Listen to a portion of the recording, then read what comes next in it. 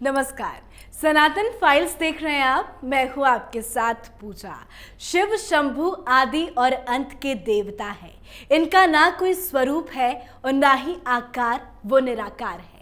आदि और अंत ना होने से लिंग को शिव का निराकार रूप माना जाता है, जबकि उनके साकार रूप में उन्हें भगवान शंकर मानकर पूजा जाता है।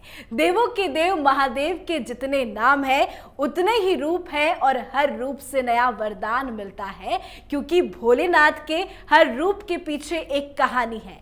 आज हम आपको शिव जी की कुछ ऐसी ही महत्वपूर्ण कहानियां बताएंगे, साथ ही भगवान शंकर को लेकर कई प्रकार की भ्रांतियां जो फैली हुई है उसे दूर करेंगे। बातचीत के लिए मेरे साथ स्टूडियो में मौजूद हैं आचार्य हिमांशु उपमन्यु जी। आचार्य जी, बहुत बहुत स्वागत है आपका। सभी को हर हर महादेव। शिव जी का जो स्वरूप है जिस पर हम सभी लोग बात करते हैं, आरंभ करते हैं शिव जी की एक उसी स्तुति के साथ।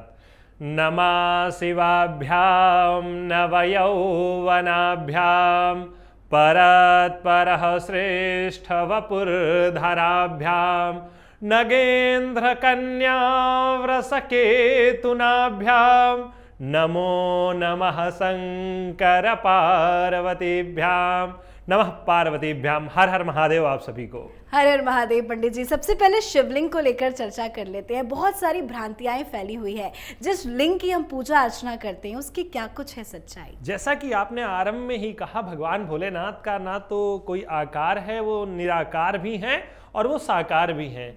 निराकार स्वरूप जो उनका पूजन है वो शिवलिंग है। शिवलिंग निराकार पूजन है, क्योंकि उसका जो कोई आकार नहीं हो सकता, उसका कोई आदि और अंत नहीं है। जैसा कि शिवपुराण में कहा गया है, एको ही रुद्रो द्वितीय न तस्थु, अर्थात इस ब्रह्मांड में उसी एक परमेश्वर की शक्ति निहित है, उसके अन्य इस ब्रह्मांड में कोई है ही नहीं। अर्थात वो शिवलिंग ही संसार में इकलौती चीज है जो है, और उसके अलावा और कुछ है ही नहीं। अर्थात शिव ही शिव है। और साकार रूप में हम जैसा कि जानते हैं, साकार रूप को सभी जानते हैं, लेकिन उसकी वास्तविकता से कोई परिचित नहीं है। सभी उसका उल्लेख करते हैं। सभी अपने घरों में जब हम सभी लोग गाते हैं, एक छोटा सा श्लोक है भगवान शिव की स्तुति का, कर्पूर गौरम करुणावतारम। कर्पूर के समान गौर वो भगवान का साकार स्वरूप है। कर्पूर गौरम करुणावतारम संसार सारम भुजगेंद्र हारम। संसार के सार हैं, गले में जो है भुजगेंद्र नाम के अनंत नाम के नाग को उन्होंने धारण कर रखा है। और ऐसे कैसे एकदम कपूर के समान श्वेत हैं, इतने सुंदर हैं भगवान भोलेनाथ। लेकिन संसार में क्या है कि भ्रांतियां जब तक नहीं होती हैं तब तक किसी भी चीज का कायाकल्प संभव नहीं है। जब तक भ्रांति होगी नहीं, उसे खत्म किया नहीं जाएगा। लेकिन संसार में बहुत सारी भ्रांतियां हैं। लोग उसको जो है शिवलिंग को अलग ही उद्देश्य से उसका पूजन करते हैं। लोग कुतर्क के साथ उसको जो है अन्यत्र वस्तु बताते हैं। कोई कहता है पत्थर है, कोई कहता है ये शिवलिंग है। ये शिवलिंग नहीं। आप उसे जब कभी ध्यान से देखेंगे, देखने का प्रयास करेंगे, तो आपको एक दीपक दिखाई देगा कि एक दीपक है जिसमें वो ज्योति निकल रही है।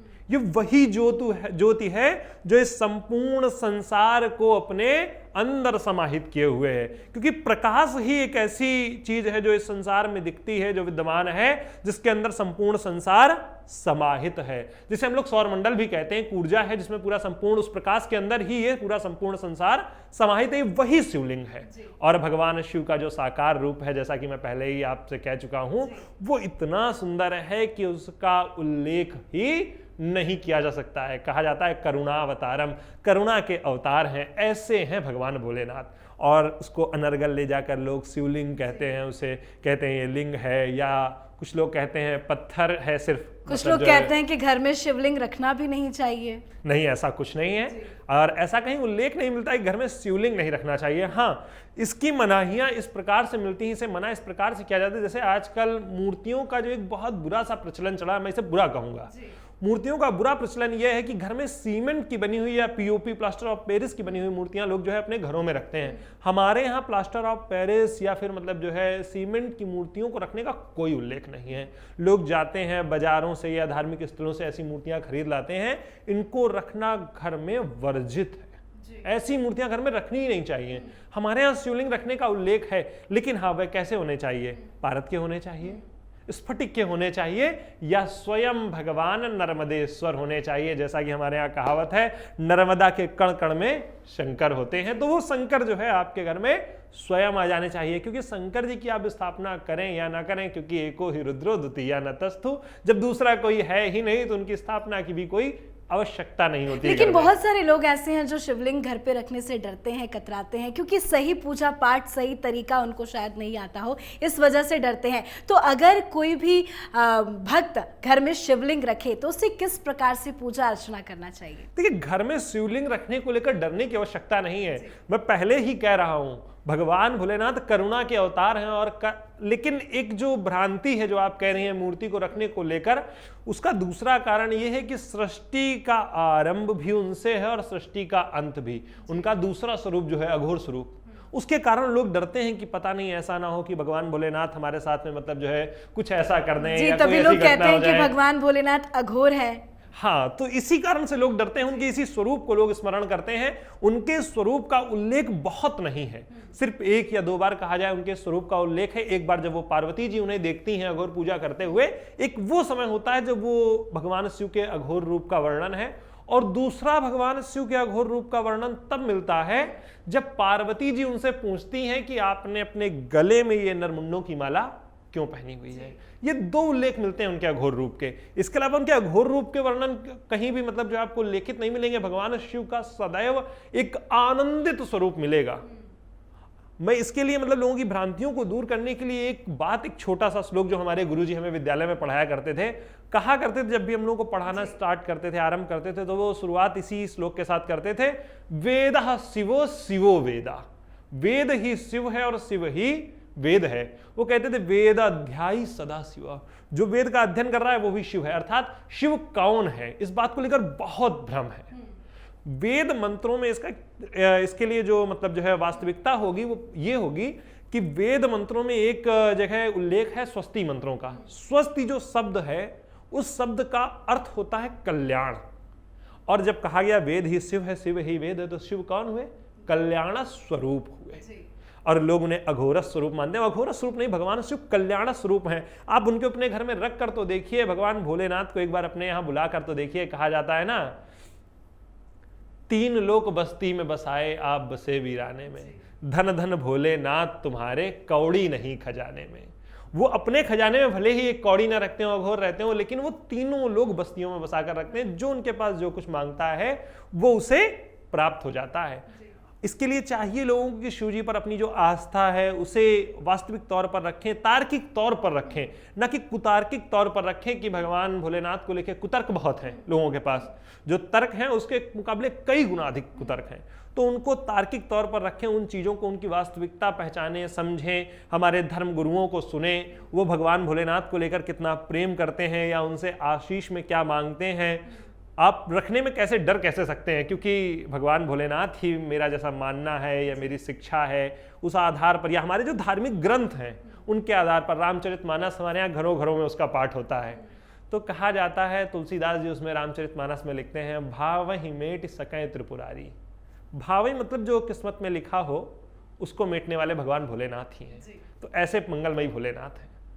और बहुत सारी और चीज़ें हैं, जैसे कि हम लोग जानते हैं भगवान भोलेनाथ पर चढ़ाने इत्यादि को लेकर, तो उनको लेकर भी लोग बहुत सारी बातें करते हैं। कहते हैं कि शहद नहीं चढ़ाना चाहिए। हाँ, आप जैसे शहद का उल्लेख करें, शहद चढ़ाने को लेकर कि भगवान भोलेनाथ पर शहद चढ़ाने से बर्बाद हो रहा है, दूध चढ़ाने से बर्बाद हो रहा है, घी चढ़ाने से बर्बाद हो रहा है, लोग इसका उल्लेख करते हैं।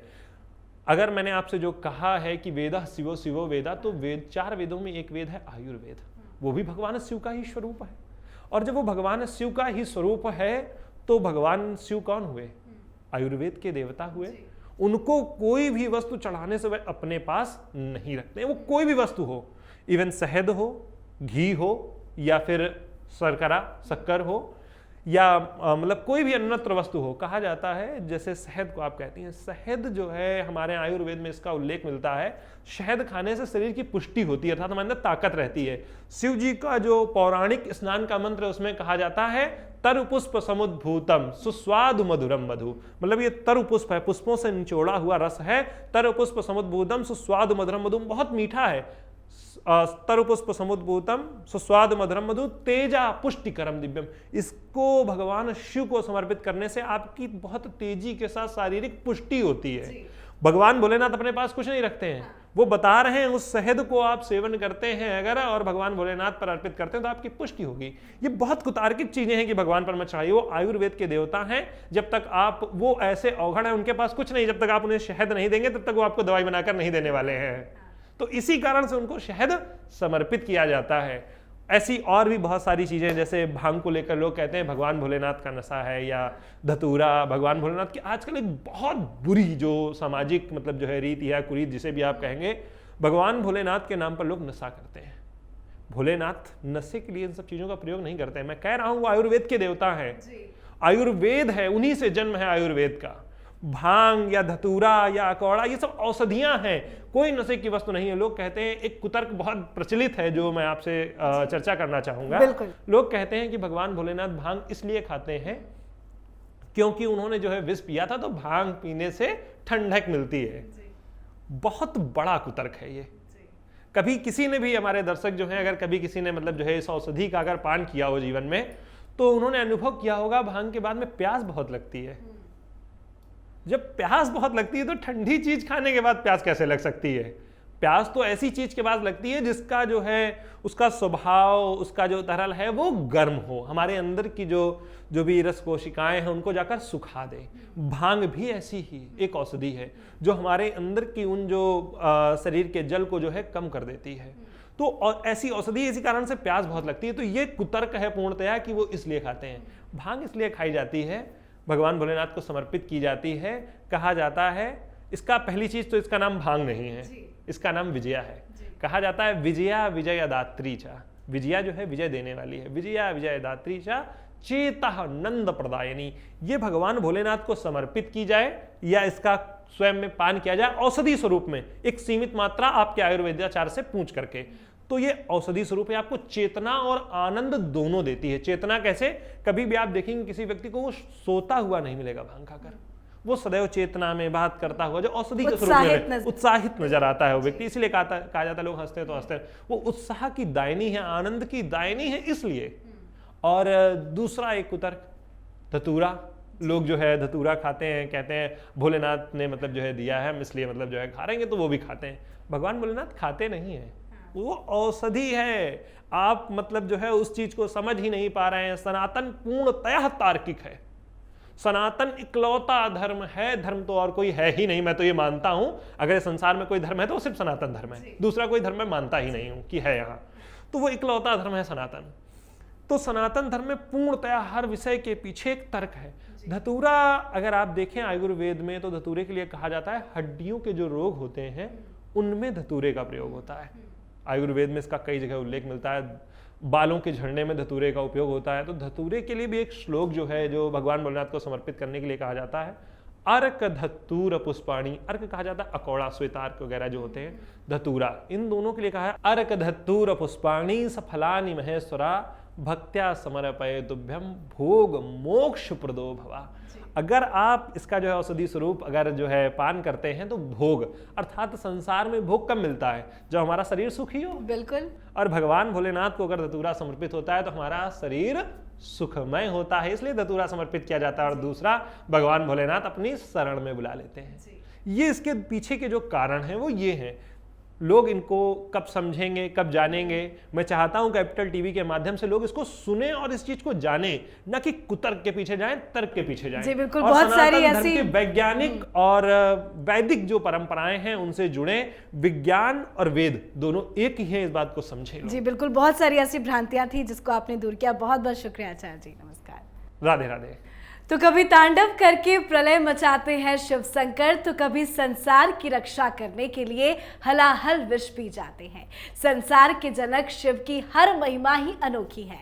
भोलेनाथ भक्तों से बहुत जल्दी प्रसन्न होते हैं। ना कोई पाखंड और ना कोई कर्मकांड, बस भक्त के मन की मधुर भावनाएं शिव जी को निहाल कर देती हैं। सनातन से जुड़ी कई कहानियां हैं, कथाएं हैं, जिसे जानना काफी जरूरी है। सनातन फाइल्स में हम आपके लिए कुछ ऐसे ही सनातन का सही तथ्य लेकर आएंगे। आज के शो में फिलहाल इतना ही, मुझे दीजिए इजाजत, नमस्कार। है।